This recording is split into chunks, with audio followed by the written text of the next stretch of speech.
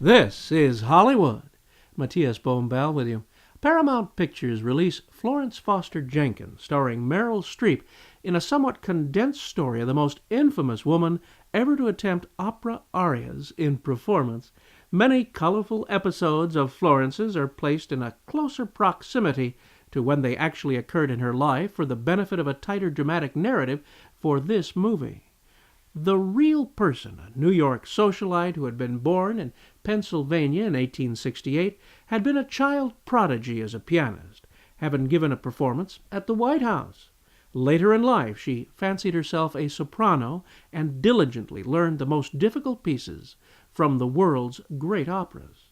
Concurrently, she rose in the New York social register as a prominent clubwoman, mostly in the musical circles of high society. Over her life, she was involved in the operation of up to 60 different clubs and women's organizations.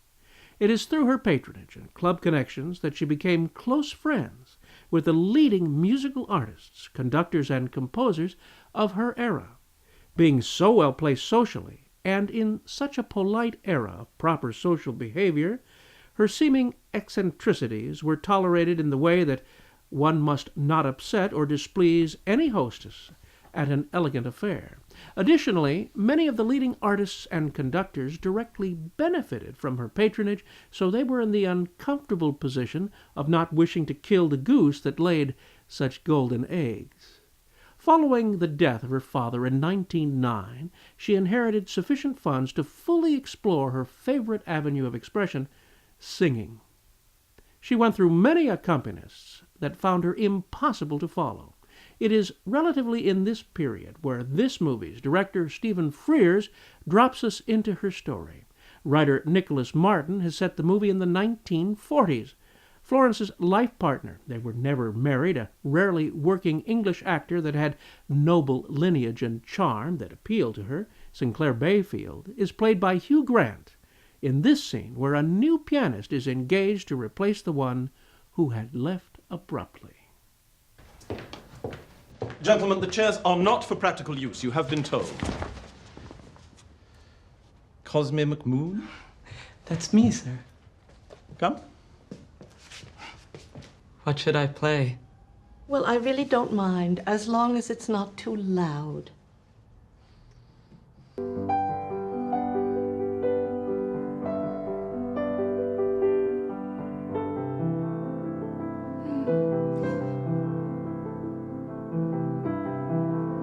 What loveliness.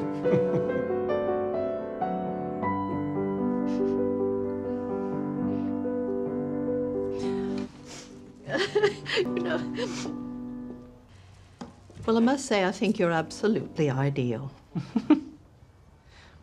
Did I mention that I also compose? And he also composes. Yes, I'm sure he does. The actor at the piano playing Cosme McMoon is Simon Helberg. And if you're saying to yourself, I know that face, as I did while watching him, it may take a moment to register that it is the same actor that is in one of the most popular television shows in recent memory, The Big Bang Theory, where he plays Howard.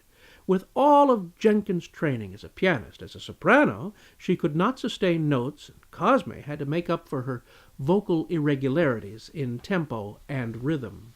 Her intonation was never consistent, and thus one had to politely hold back any laughter or reaction in order not to offend her. This worked in the confines of drawing rooms and in polite society to a point, causing much amusement, privately among her guests which had the decency not to speak of her abilities or lack thereof publicly. Her club events were all attended by personal invitation only, all carefully controlled by Bayfield, the man who loved her and shared with her more than anything a genuine, deep love of music. Helberg is remarkable in this movie and took some time to tell us of his experience in bringing the sensibilities of another era to life whilst working with Streep and really playing the piano. Well, I mean, when I got asked to be in the movie, I couldn't imagine anything better than working with these people and telling this story. And then when I was told that we would be recording in Abbey Road in Studio 2, I almost just spontaneously combusted. I couldn't fathom that I would, again, just all at once, Meryl Streep, Abbey Road, Stephen Frears, and I don't know, I'm still kind of in a state of shock. So it was that, and then I panicked immediately and started, sweating as I usually do. And then I had to work a lot on the music. And I play piano, and I've always played piano, but I've never played Mozart or any kind of opera, or, there's all these other, these pieces are not something that I've played little bits of Chopin, but I've mainly played jazz and rock music, and nothing this complicated in this realm. So I had to sort of learn that, and then on top of it, learn it with perhaps the greatest actor of our generation, or maybe any generation. So it was not just meeting Meryl or being in a scene with Meryl. It was playing Mozart in a scene with Meryl and recording it I recorded an album with Meryl Streep at Abbey Road. So that was not something I ever thought I'd be able to say.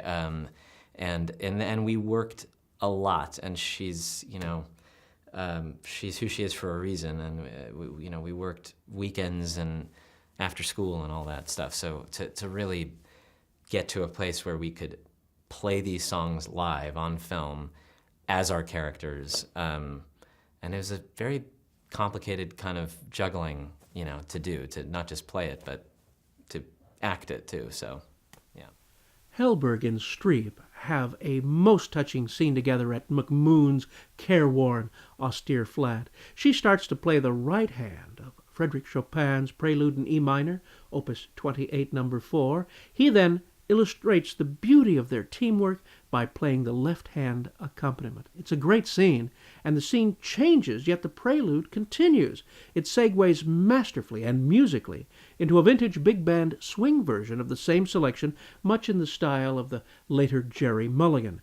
The musical direction throughout the movie is splendid, and the combination of opera arias and the movie's musical score by Alexandre Desplat are perfectly interwoven. The recreations of the period are beautiful and accurate for the most part, and Streep's renditions of Jenkins' original Mellotone recordings, privately pressed for her friends as gifts, such as Mozart's De Höhle Rache, Queen of the Night from the Magic Flute, capture the genuine love expressed by Jenkins that did not quite reach the right notes. Meryl Streep talks to us about just that. Every music student that I've ever met is familiar with these recordings. Part of it is not just that it's bad singing, because you couldn't listen to it that long through the course of a whole aria. What's great about it, heartbreaking and heartbreakingly funny, is its aspiration, how much it wants. You can feel her when you listen to the recordings. You can hear her breath, where she takes a breath just a little bit too late to hit the note. But the aspiration is there, the desire, the love of music, and how close she comes. That's what's so great. This movie presents itself initially as comedy, and I thought at the beginning I might not like it. Then it blossomed. As has been said by a member of the production, the remarkable Jenkins seemed to pollinate her unusual garden of odd flowers that surrounded her.